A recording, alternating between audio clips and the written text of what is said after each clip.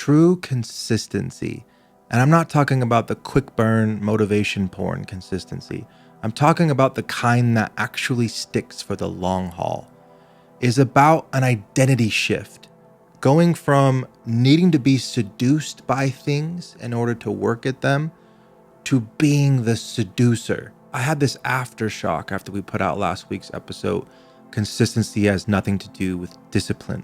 And in the middle of a phone call I had with someone I'm helping, this epiphany came where it was, my God, consistency has nothing to do with you working on it. It has to work on you. It's the quiet side. It's the tiny little messy, flexible movements that you make that add up to you being who you actually think you are, and not just someone who gets swept away by the story every day. That's why I encourage you to reject traditional rigid discipline, because it's rooted in this story of overcome. I have to overcome my inconsistency even with things I'm not interested in.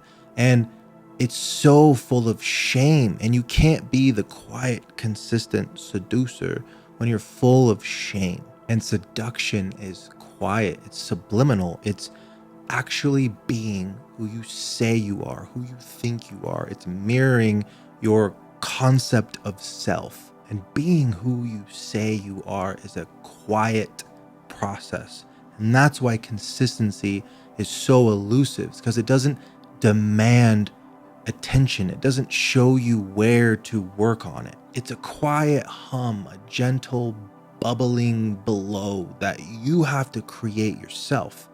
And that's why consistency is about identity. So if you can treat consistency like an inside job rather than this third-party mission that you have to tackle, it really becomes less elusive. But shit gets real, because when consistency becomes about your identity rather than that third-party mission, you have to constantly cut off tiny little pieces of you in order to be flexible enough to stay consistent.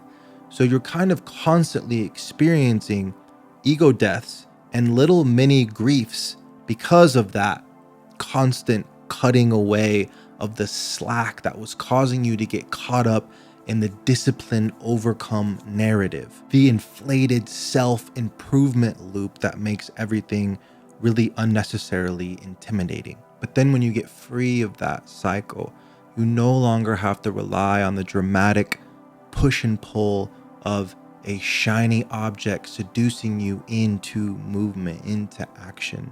You actually become the seducer, the one who walks through the door with ownership, with the shiny outfit on, with the smile, with the plan, with the bullhorn, with the let's rally the troops and let's do this no matter how you're feeling. And that is the quiet seduction. That is the identity shift.